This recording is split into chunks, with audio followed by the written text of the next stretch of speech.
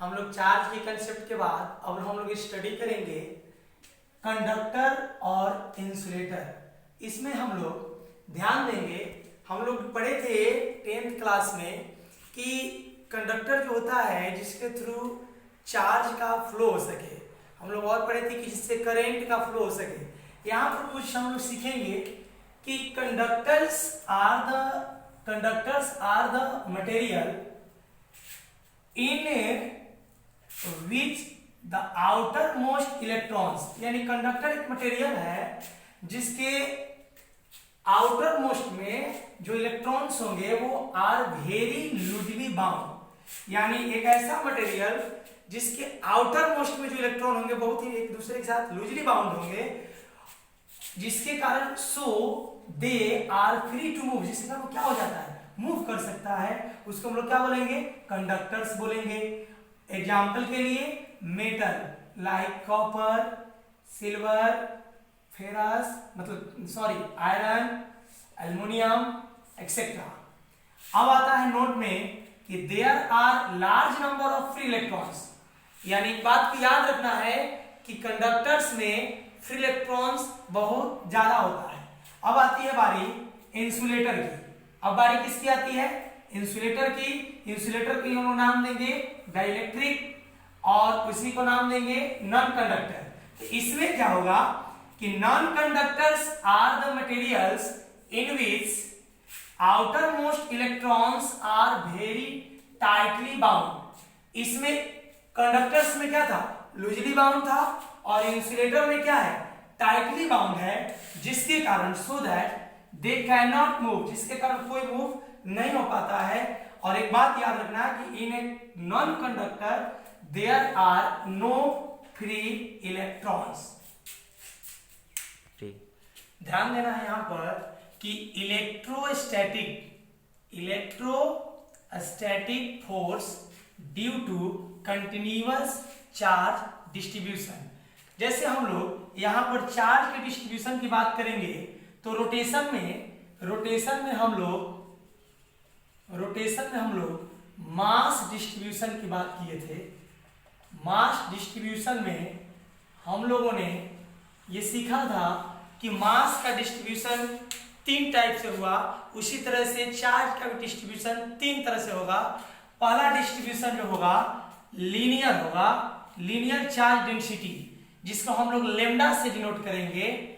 और इसको कैसे हम लोग डिफाइन करेंगे, चार्ज पर यूनिट लेंथ, यानी लेमडा बराबर क्या होगा, dq बाई dl। dq का मतलब चार्ज, इसका मतलब पर यूनिट, अब dl मतलब लेंथ। तो यहां से हम इसका यूनिट लिखें तो लीनियर चार्ज डेंसिटी की यूनिट की बात किया जाए तो चार्ज का यूनिट क्या होता है, कूलम, और लेंथ का यूनिट मीटर। तो यहां से लीनियर चार्ज डेंसिटी का यूनिट मिल गया कूलम पर मीटर। उसी तरह से सरफेस और एरियल चार्ज डेंसिटी की चर्चा करेंगे। तो ये जो होता है ना, ये सिग्मा से डिनोट किया जाता है। और इसको डिफाइन करने के लिए ध्यान रखना है कि ये एरियल मतलब एरिया से रिलेटेड है, तो चार्ज पर यूनिट सरफेस एरिया, यानी sigma is equal to dq by dA, या कहीं dq बाई ds भी लोग लिखता है। तो dq मतलब चार्ज का यूनिट कूलम, dA मतलब एरिया की यूनिट मीटर स्क्वायर, तो इसका यूनिट हो गया coulomb per metre square.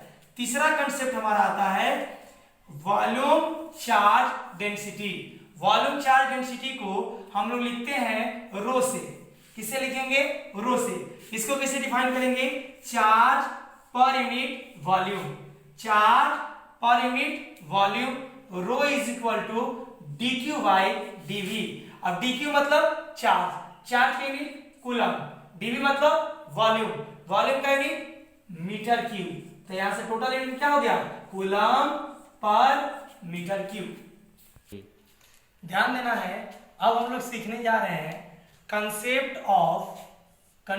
Of charging का कंसेप्ट ऑफ अ बॉडी। किसी बॉडी को कैसे चार्ज करेंगे उसको, एक बॉडी को, a body can be charge by, एक बॉडी को बहुत सारे तरीका से हम लोग चार्ज कर सकते हैं। उसमें हमारे पास अपने सिलेबस में, अपने इलेक्ट्रोस्टैटिक्स चैप्टर में हम लोग 3 तरह से बॉडी को चार्ज करेंगे, एक फ्रिक्शन मेथड से, एक कंडक्शन मेथड से और एक इंडक्शन मेथड से। और thermionic emission, photo electric effect और फील्ड एमिशन, इसको हम लोग फोटो इलेक्ट्रिक इफेक्ट में सीखेंगे। इस तरह से हमारे पास 1 2 3 4 5 6 ऐसा मेथड है जिसके द्वारा हम किसी बॉडी को चार्ज कर सकते हैं। चार्ज करने में सबसे पहला हम लोग मेथड जो यूज करने जा रहे हैं, charging by conduction. Charging by conduction, conduction का मतलब होता है चालन। चालन विधि से किसी बॉडी को चार्ज करना है। ध्यान देना, इसमें होता क्या है, when a charge metal body, जब किसी चार्ज मेटल बॉडी को इज कनेक्टेड, कनेक्ट किया जाता है to another uncharge metal body, एक मेटल बॉडी है जो चार्ज है और एक मेटल बॉडी है जो अनचार्ज है, और दोनों को कनेक्ट करते हैं तो पता चलता है कि charge flows towards neutral body. Charge का जो फ्लो होता है वो किसकी तरफ होता है, न्यूट्रल बॉडी की ओर होता है। इसको हम एक फिगर से देखेंगे। हमारे पास एक मेटल चार्ज है और एक मेटल अनचार्ज है। यहाँ पर स्विच बाहर की ओर है और यहाँ भी स्विच खुला हुआ है।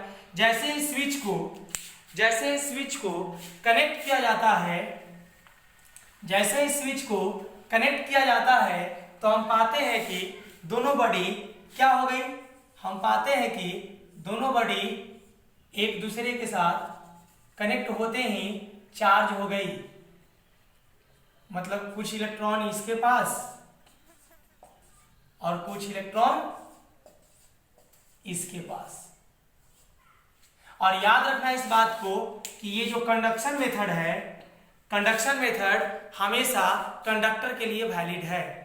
यह मेथड किसके लिए वैलिड है, कंडक्टर के लिए वैलिड है। अब ध्यान देना है कि अब हम लोग सेकेंड जो मेथड पढ़ रहे हैं बॉडी को चार्ज करने का, उसका नाम है बाय फ्रिक्शन। फ्रिक्शन का मतलब हिंदी में होता है घर्षण। फ्रिक्शन का मतलब हिंदी में हम लोग बोलते हैं घर्षण। इसका मतलब कि इसमें क्या होगा, तो इसमें ध्यान से देखना, बहुत इजी मेथड है कि when two bodies are rubbed मतलब रगड़ना, अगेंस्ट एक दूसरे के, each other due to friction, जब दो बॉडी को एक दूसरे के साथ रगड़ते हैं तो फ्रिक्शन के कारण इलेक्ट्रॉन्स जो होता है फ्रॉम वन बॉडी, एक बॉडी से गेट ट्रांसफर होता है दूसरे पर। और ये जो मेथड है VVI नोट नंबर 1 कि conductors can not be charge by friction. Friction method से कंडक्टर्स को कभी भी हम लोग चार्ज नहीं कर सकते हैं, इस बात को याद रखना है। और दूसरा बात जो बहुत इंपॉर्टेंट है ये वाला कि यूजिंग फ्रिक्शन, जब हम लोग फ्रिक्शन यूज करेंगे, bodies can be charge, bodies जब चार्ज होगी ओनली इफ, वो तभी चार्ज होगी जब दो बॉडी में से एटलीस्ट एक one body is an insulator. जब दो बॉडी को एक दूसरे के साथ फ्रिक्शन मेथड में रगड़ेंगे तो दोनों में से एक बॉडी को इंसुलेटर होना पड़ेगा। दूसरी बात कि इस मेथड में कंडक्टर्स को कभी हम लोग चार्ज नहीं कर सकते हैं। एक और बात याद रखना है कि जब बॉडी को चार्ज करते हैं तो जो बॉडी पर नेगेटिव चार्ज दिखता है मतलब उसने इलेक्ट्रॉन को लिया है, जिस पर पॉजिटिव चार्ज दिखता है मतलब उस इलेक्ट्रॉन को दिया है। तो जो बॉडी इलेक्ट्रॉन को देती है, फिर से मैं बोल रहा हूं कि जो बॉडी इलेक्ट्रॉन को देती है वो पॉजिटिवली चार्ज हो जाती है और जो लेती है वो नेगेटिवली चार्ज हो जाती है। तो इस प्रकार नेगेटिवली चार्ज बॉडी का मास पॉजिटिवली चार्ज बॉडी के मास से ज्यादा होता है। अब बाय इंडक्शन मेथड जो है हम लोग अगले क्लास में करेंगे। तब तक आप इसके बाद इंडक्शन मेथड के बाद थोड़ा सा हम लोग पढ़ेंगे कि कंडक्टर्स पे चार्ज का डिस्ट्रीब्यूशन कैसे होता है। उसके बाद थोड़ा सा आप लोग बेसिक मैथ, इंटीग्रेशन को, स्टैंडर्ड रिजल्ट में डिफरेंशिएशन को, बेसिक ट्रिग्नोमेट्री को और वेक्टर को रिवाइज कीजिए ताकि मुझे कूलम्ब्स लॉ से फील्ड में कहीं भी, फ्लक्स में, गॉस थ्योरम में कहीं भी हमको कोई दिक्कत ना हो।